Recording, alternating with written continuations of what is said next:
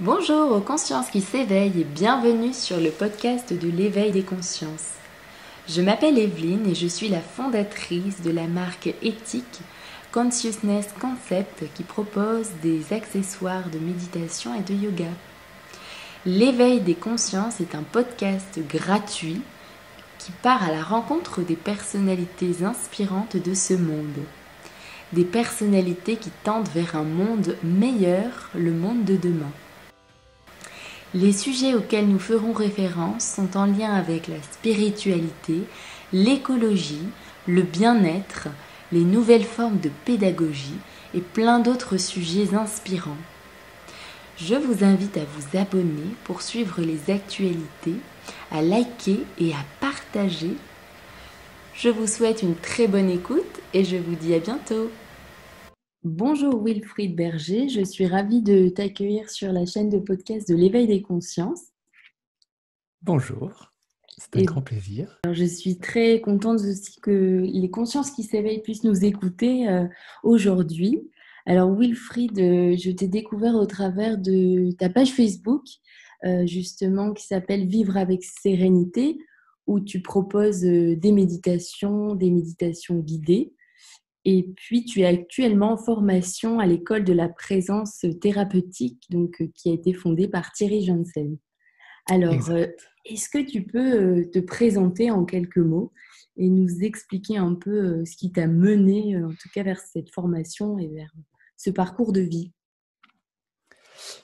Alors, si je dois me définir aujourd'hui, je me définis comme un ami spirituel au sens où, tout comme les personnes que je rencontre, j'en suis pour l'instant au stade de chercheur, de Mhm. chercher effectivement des éléments, des courants, des informations, des livres, vraiment des formations aussi, pour me comprendre ce qui m'entoure et de tout ça, j'en fais une réflexion personnelle, un mélange personnel, une acquisition personnelle, une intégration aussi Mhm. personnelle via la méditation. Et grâce à ça,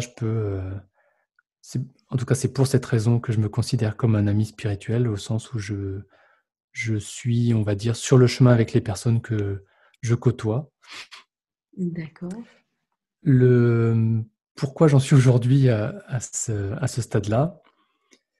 En fait, comme beaucoup de personnes, je pense, j'ai commencé un métier standard Mhm. dans l'informatique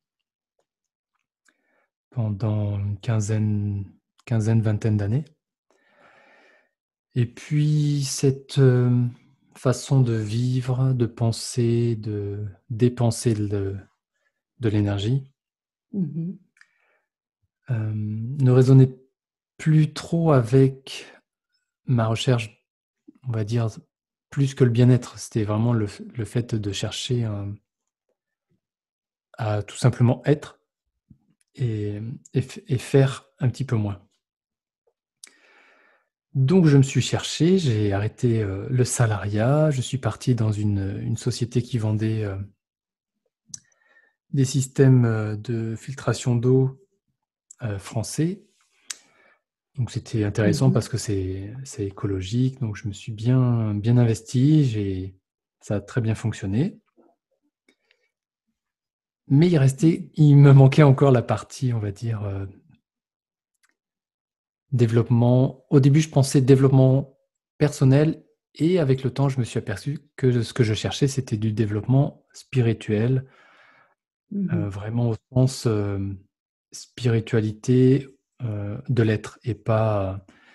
Là, je retire tout ce qui peut être connotation de religion, c'est vraiment le Mhm. spirituel au sens de l'esprit, tout simplement.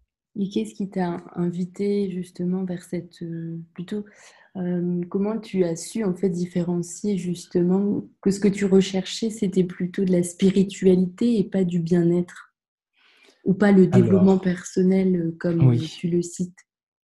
Alors, En 2008, j'avais fait une dépression et donc je, je suis allé voir un psychologue, je crois, ou un psychothérapeute, un Mhm. psychologue. Et dans sa salle d'attente, il y avait une bibliothèque avec beaucoup de livres. Donc j'en choisissais un de temps en temps. Et puis à un moment donné, je suis tombé sur un livre qui s'appelle Le bouddhisme pour les nuls. Donc C'est j'ai commencé, intéressant.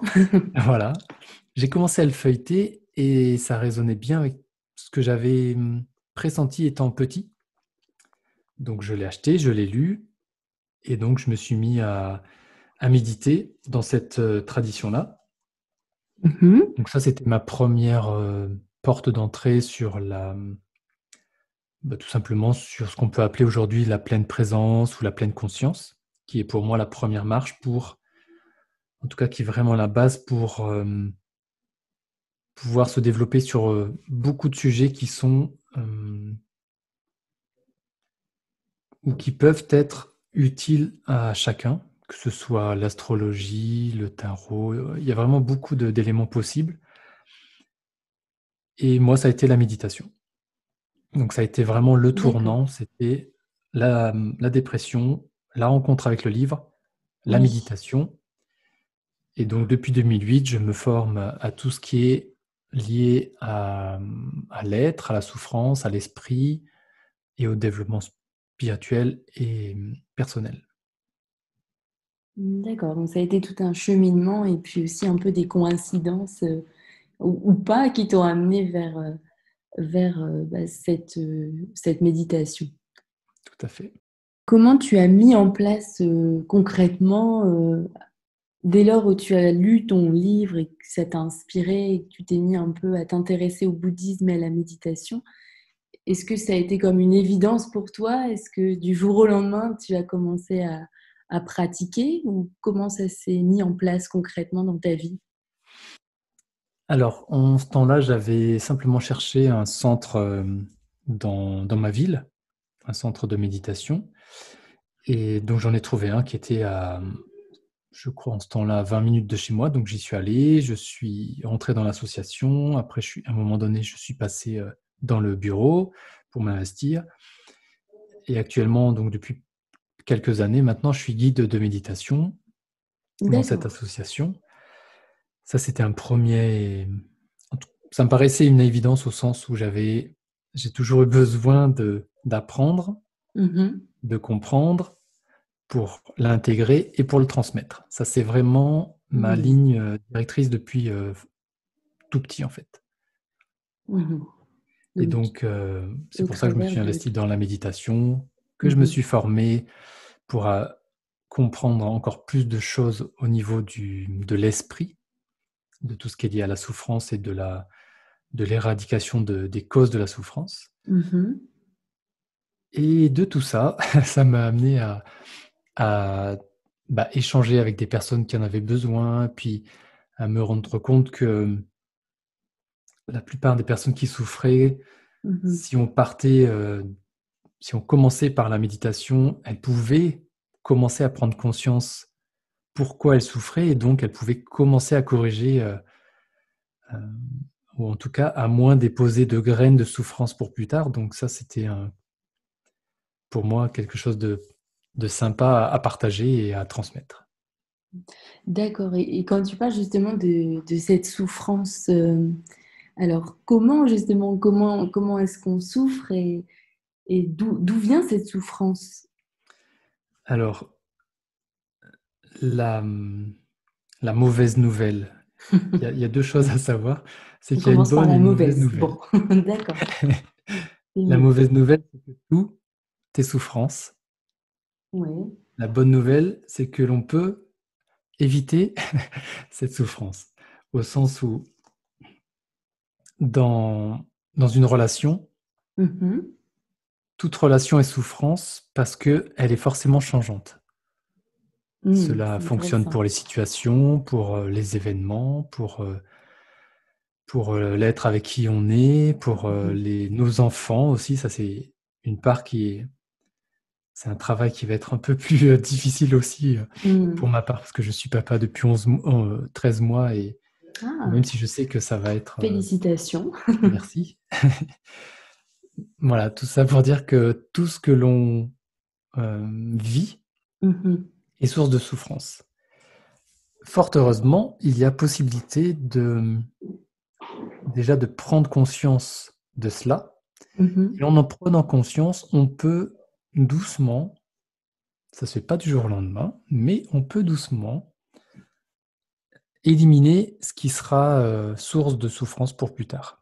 Donc je ne parle pas d'éliminer ses proches, ses familles, Mhm. et tout ce qui va avec, mais on peut minimiser le fait de planter des choses qui vont par la suite se développer en grosse souffrance.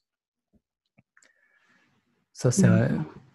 une chose qui m'a vraiment sauté aux yeux via la méditation et via les formations que j'ai pu Mhm. suivre.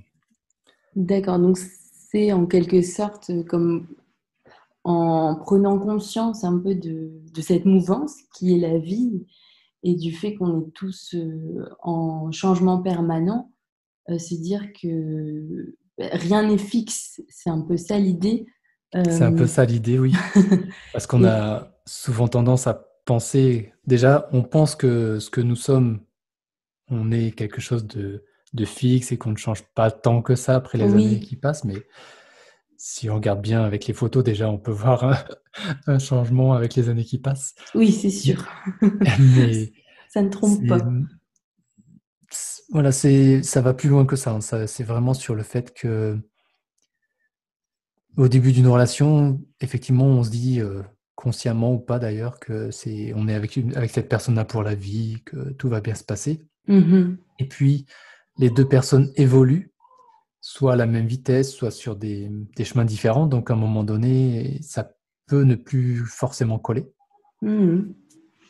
Et en ce qui concerne, je sais qu'il y a une partie qui est très intéressante à regarder, c'est sa part d'ombre Mhm. que l'on refoule généralement et qui pourtant est une source de développement intense parce que c'est en éclairant cette part d'ombre euh, que l'on va pouvoir grandir, évoluer et transcender justement une partie de nos souffrances. Donc, cette part d'ombre est intéressante à aller voir. Ce qui est bien, c'est d'être accompagné pour aller la regarder parce que quelquefois, ça Mhm. peut être déroutant ou même fortement dérangeant, selon ce que l'on a vécu étant enfant. Parce que beaucoup d'éléments sont liés aussi à l'enfance. C'est un sujet qui est Oui, très, très vaste, oui, je me mais doute. c'est très intéressant. C'est surtout, des fois, en fait, c'est vrai qu'on la met un peu de côté, cette part d'ombre, et on la voit même pas. Donc, c'est vrai que c'est difficile de prendre conscience, en fait, de cette part d'ombre. Oui, et ben justement, la première étape, c'est la méditation. Mhm. Déjà pour son premier effet, on va dire, qui va nous détendre, nous calmer, nous apaiser. Ça, c'est vraiment le premier effet recherché, c'est plus de la détente, en fait, généralement au début. Puis c'est D'accord. déjà très bien, hein.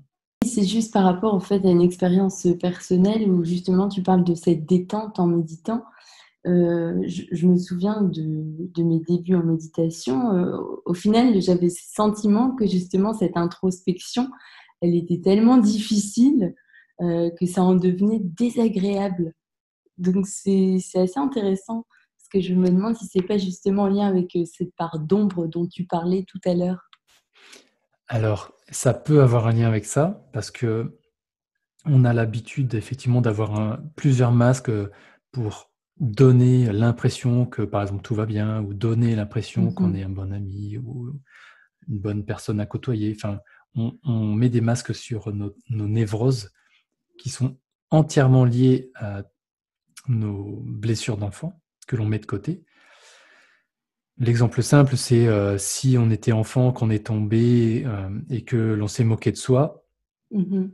enfin que quelqu'un se moque de nous, à ce moment-là, on va soit refaire la même chose plus tard, soit éviter de tomber devant du monde ou éviter de pleurer parce on ne veut pas, on ne va pas avoir envie de retomber dans cette situation où l'on se moque de soi.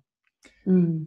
Et du coup, voilà, pouf, ça, on le met de côté, on dit, voilà, je laisse, ça va se disparaître tout seul. Ben non, ça va pas disparaître tout seul. Ça reste jusqu'à ce qu'on aille le chercher, le travailler et le transcender au sens où on le comprend et on Mhm. l'accepte.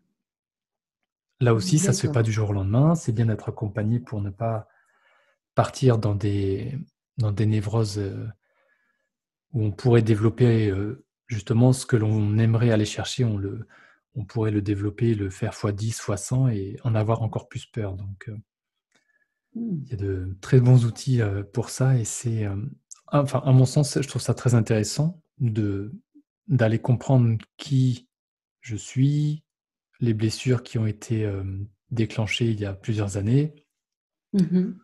pour finalement viser à vivre avec plus de confiance, vivre avec plus de sérénité, vivre plus, être bien, être heureux en fait. Hmm. C'est vraiment intéressant. Merci pour ce partage. J'ai une question par rapport justement à cet outil qui est la méditation que tu explores. Il me semble que c'est Mathieu Ricard qui explique que c'est vraiment méditer, c'est un peu comme prendre contact avec l'expérience qui est toujours en mouvement Mmh. autour de nous. Donc voilà, tu parlais de mouvement tout à l'heure. Alors pour toi, comment est-ce que tu pourrais décrire peut-être ton ressenti et nous expliquer ce que c'est la méditation? Alors là, il y a 2. Je vais commencer par une explication très cartésienne Oui. et ensuite je vais partir sur une explication plus de ressenti. Donc l'explication très cartésienne, c'est la méditation, c'est juste, entre guillemets, ou simplement rester conscient sur la respiration, un verre d'eau, une bougie, peu importe, sur un support en tout cas, et tenter de ne pas partir trop longtemps dans un monologue interne, parce que en règle générale, quand on essaye de rester centré, on a une première pensée qui vient, deuxième, une troisième, on commence à partir dans une petite histoire et au bout d'une 10-20 minutes, on fait oups, au fait, j'étais en train de méditer et je reviens. C'est vrai. Ça arrive Voilà. souvent. Voilà. Donc la méditation, si je devais la résumer, c'est rester centré en un point en D'accord. tentant, à chaque fois que l'on s'en va, de revenir. Et avec le temps, ben, on va partir moins loin et on partira moins souvent. Ça, c'est l'explication bête et méchante, comme à l'école. Mhm.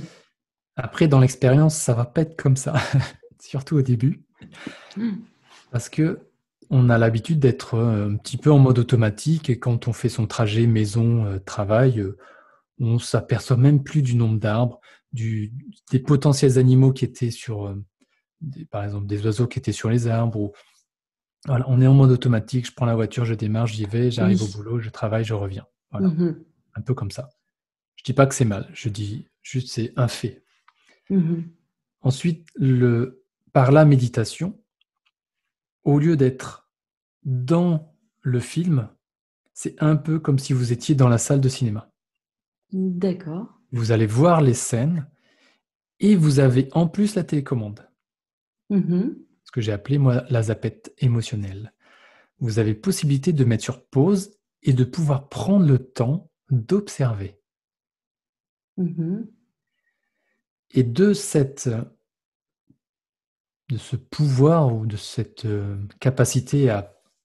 Alors, c'est pas arrêter le temps, on Oui. n'est pas des On n'est Avengers, pas mais des magiciens, c'est sûr. voilà. Mais en tout cas, cela peut permettre, plutôt que de réagir à quelqu'un qui s'énerve ou quelqu'un qui vous coupe la route ou peu importe, il y a beaucoup de sources d'énervement dans une journée. Mhm. Plutôt que de réagir à ça, en fait, c'est un peu comme si on mettait sur pause, on revient un peu à soi, à la respiration par exemple, Mhm. et plutôt que de partir et de s'énerver, on voit son côté colère qui commence à grandir, un petit peu comme le bonhomme rouge, le monsieur colère dans le dessin animé vice-versa, Oui, qui commence à mettre les manettes à fond et qui veut s'énerver. Là, ouais, on lui fait ça. non, non, c'est OK. Et en fait, on le voit, on lui parle gentiment, en gros, et il se calme. Et du coup, on va partir, peut-être pas au début, ça c'est sûr, Mhm. mais en tout cas, avec le temps, on va partir moins vite dans les tours. Ça, D'accord. c'est un point qui est intéressant sur le côté réaction ou le côté réactionnaire. On sera Mhm. plus dans dans la, oui, dans le côté spectateur et pas dans le côté acteur de la scène. Mhm. Ça, c'est le premier point. Et le deuxième point que je voulais développer, c'est le côté qui est intéressant dans la méditation aussi, c'est et qui n'est pas facile au début, c'est que vu qu'on prend conscience de ce que l'on pense, par exemple, au début, eh bien, on va Mhm. s'apercevoir que dans les débuts, on est sous un torrent de pensées continuelles toute la journée. Et au début, ça peut faire un peu peur parce qu'on se dit, mais je vais jamais pouvoir avancer dans ma méditation si je suis continuellement sous ce flot de pensées. Mais ça, c'est au début. Après, Mhm. ça se calme. Alors, je voudrais juste rebondir par rapport à ce que tu disais, justement, la première chose que tu disais par rapport au fait d'être spectateur et non acteur. Oui, Donc, ça m'a beaucoup parlé et en même temps, ça me laisse un peu sceptique. J'ai des petites questions. oui, En fait, j'imaginais une scène, tu sais, dans laquelle on tombe sur une personne vraiment qui nous énerve ou alors qui cherche justement, tu sais, voilà, à nous énerver.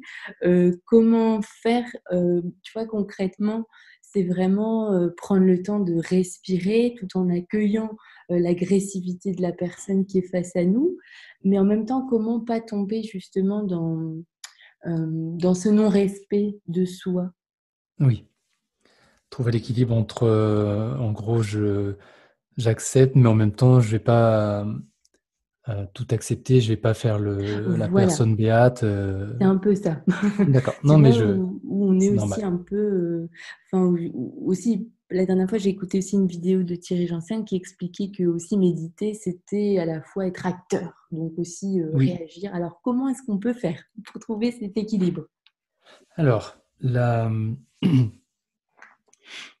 quand il va y avoir, si on prend la situation d'une personne agressive en face de Mhm, soi, je prends l'exemple tout bête de quelqu'un qui coupe la route ou quelqu'un, oui, l'exemple qui peut être pas mal, c'est que quelqu'un est pressé et toi, tu te balades dans une ville et sauf que la personne qui est derrière est en retard et elle est pressée, donc elle n'arrive pas à te doubler, donc forcément la pression monte.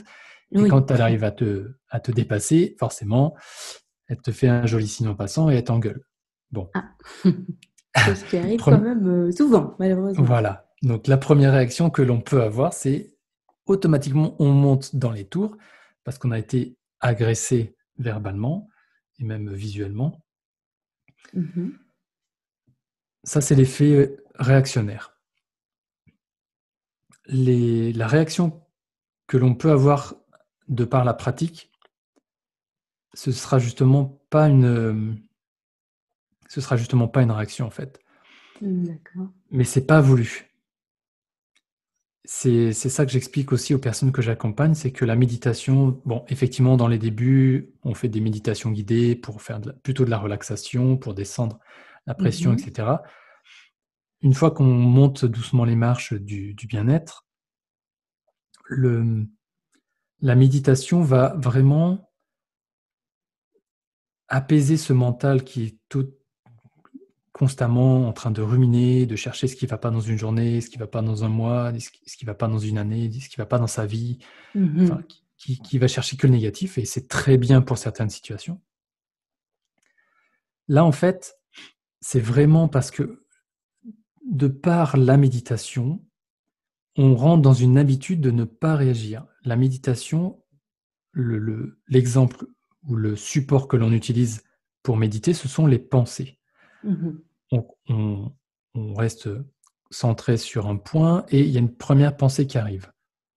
On va s'habituer à les laisser passer, c'est-à-dire Mhm. sans les étiqueter, sans les juger, sans essayer de les arrêter, parce qu'on peut avoir des pensées très négatives ou des souvenirs très négatifs. On va simplement prendre l'habitude avec des petites pensées, D'accord. de les laisser vivre leur vie en fait. Mhm. Et avec le temps, on va s'apercevoir que si on les laisse, une pensée, elle ne fait que naître, Mhm. se développer, mourir. Et c'est un flot continuel de ça, et ça tourne en boucle, et en plus, c'est toujours les mêmes. Mhm. Donc là, avec ce biais-là, on va vraiment habituer le cerveau, et là c'est physique, c'est au niveau neuronal, ça a été prouvé, c'est clair, ben, Mhm. encore avec Mathieu Ricard, que le cerveau a une plasticité et Mhm. qu'en lui donnant l'habitude justement d'être un peu dans cette acceptation qu'il y a des choses pour lesquelles on a zéro contrôle, les choses Mhm. apparaissent, se développent, disparaissent. Vu qu'on a l'habitude avec les pensées, Mhm. après, on va pouvoir commencer à prendre l'habitude avec nos propres événements de la journée, parce qu'on va se dire, bon, bah, alors, en fait, au début, on va le réfléchir, on va dire, alors, est-ce que je peux faire quelque chose? Est-ce que je peux agir là-dessus? Non, donc je laisse. Mais cette réflexion, à un moment donné, elle disparaît parce que on en a pris l'habitude et pour les événements qui nous chagrinent, ça ne changera rien au chagrin, Mhm. mais potentiellement, il sera peut-être plus intense, mais plus rapide à disparaître parce qu'on sait que l'on n'aura rien, on n'aura pas d'action possible, si ce n'est s'énerver qui n'apporte rien. Oui. Mais on n'aura aucune action concrète et on ne pourra rien faire. Donc c'est vraiment cette faculté qui sera développée de par la méditation qui fait que le jour où quelqu'un s'énerve, même si c'est verbalement au travail face à nous, Mhm. plutôt que d'être dans la réaction et de s'énerver de la même façon, on va vraiment mettre l'événement sur pause et ça c'est ce qu'on ressent. Et là, plutôt que de partir à la guerre, on va être en introspection et se dire waouh, mais si Mhm. cette personne est autant énervée, c'est qu'elle a vraiment quelque chose qui soit dans la vie lui convient pas, soit a Mhm. une blessure intense. Et en fait, on va chercher, mais là aussi, ça se fait instinctivement, naturellement, sans. C'est pas le mental qui met ça en place, c'est juste une habitude. Mhm. Et on va chercher à comprendre la personne. C'est pour ça que ça développe l'empathie. D'accord. Oui. D'accord. C'est comme une forme de compréhension de la souffrance en fait de l'autre. Oui, parce qu'on a commencé à chercher et à comprendre notre propre souffrance. Mhm.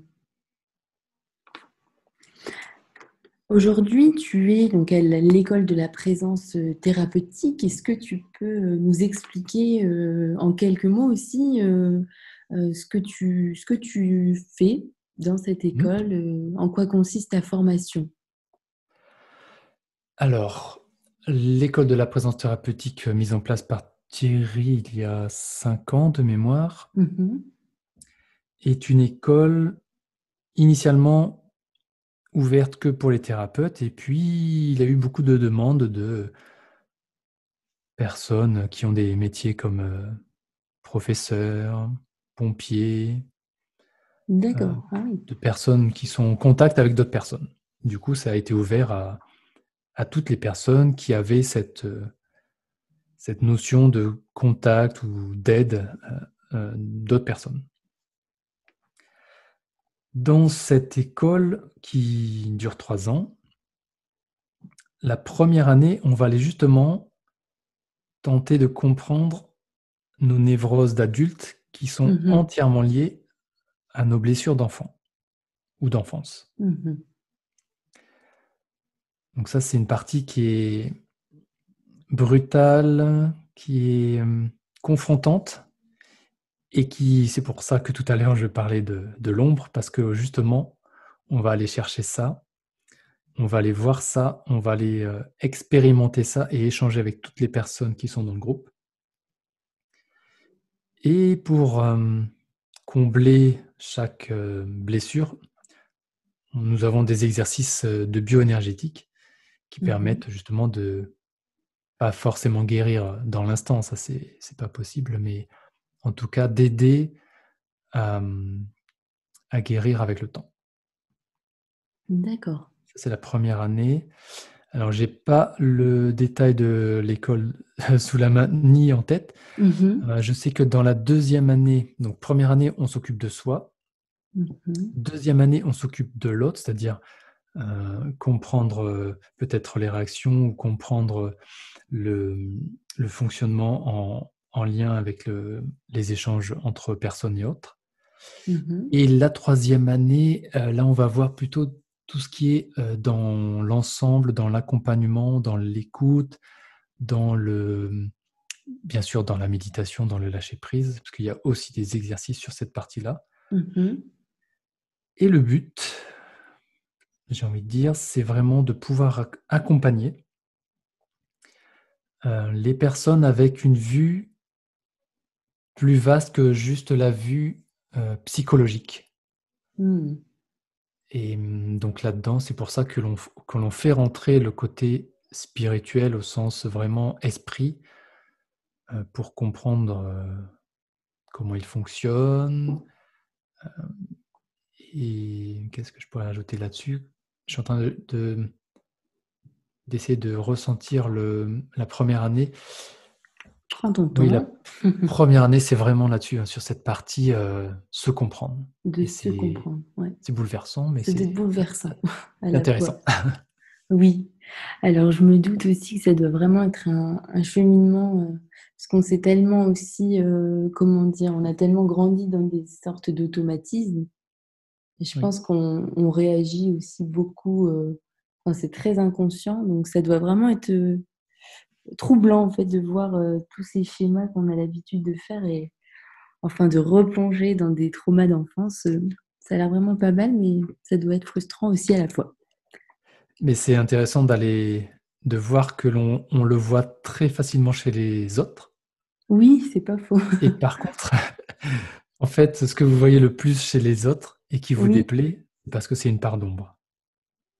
Et tout ce que d'accord. vous voyez chez les autres et que vous aimez, que vous Oui. appréciez, c'est une part d'ombre chez vous, mais une part d'ombre blanche que vous n'avez pas encore acceptée et que pourtant vous savez que vous avez, par exemple, Mmh. quelqu'un qui sait très bien parler aux autres. Vous dites Oui. il sait vraiment trop bien parler. Mais c'est qu'en fait, vous Mmh. l'avez, ce pouvoir, mais c'est que vous ne l'avez pas encore accepté. Ah.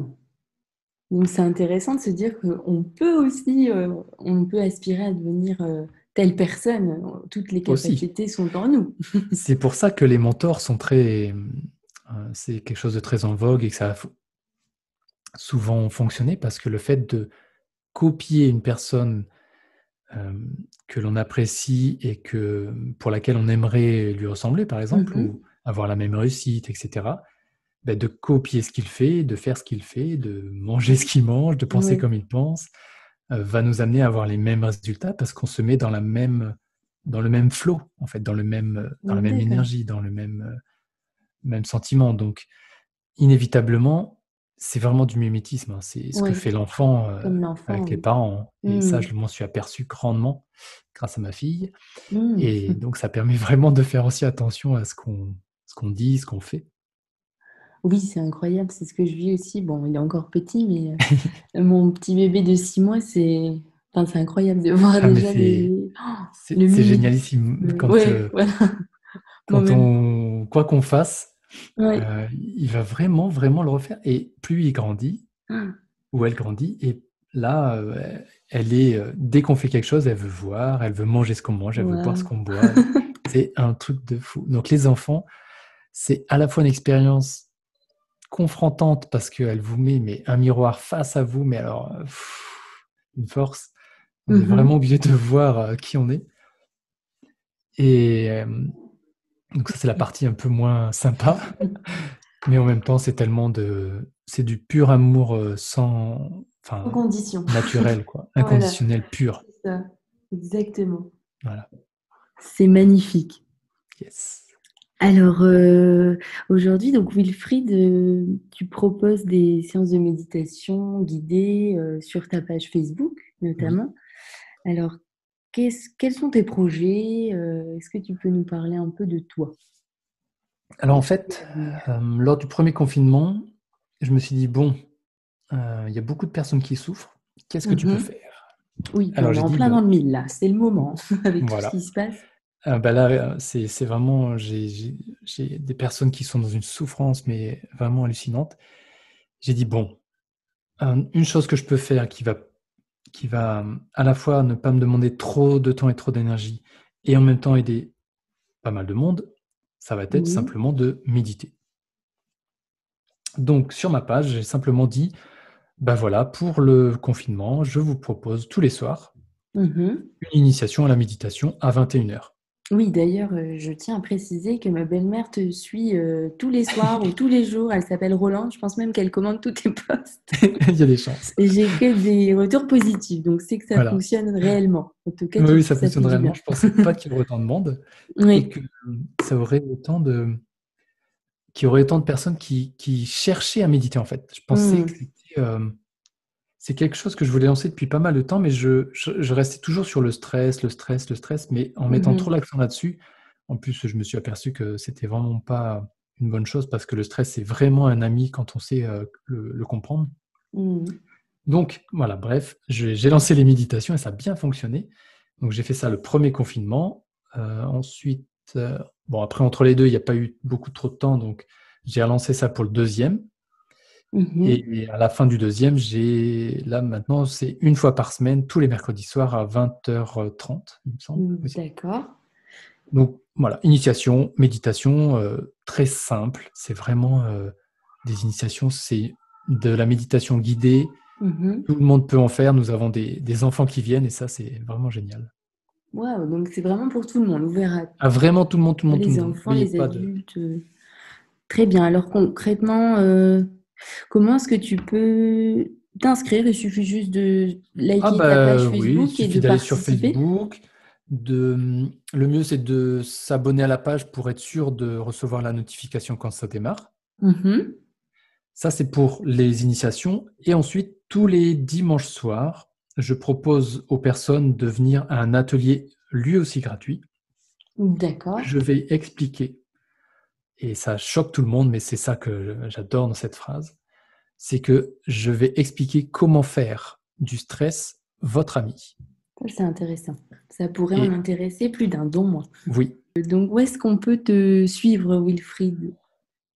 ben, le plus simple vraiment, c'est la page Facebook, Wilfried Berger, enfin non, il suffit de chercher Vivre avec sérénité, et il n'y aura qu'une page Très sur bien. Facebook. En tout cas, je te remercie vraiment beaucoup pour ton partage aujourd'hui. Ben, avec plaisir, vraiment. Et puis, je vous invite à suivre la page de Wilfried Berger, que je mettrai aussi en bio. Je mettrai un peu aussi l'explication du podcast. Merci encore. Et puis, je remercie aussi toutes les personnes qui nous ont écoutés. N'hésitez pas à vous abonner et puis aussi à partager si ce podcast vous a plu. Eh bien, passez de bonnes fêtes et d'ailleurs, joyeux Noël aussi à Wilfried et à tous les autres. Merci. Belle Merci. fête de fin d'année. Au revoir. Au revoir.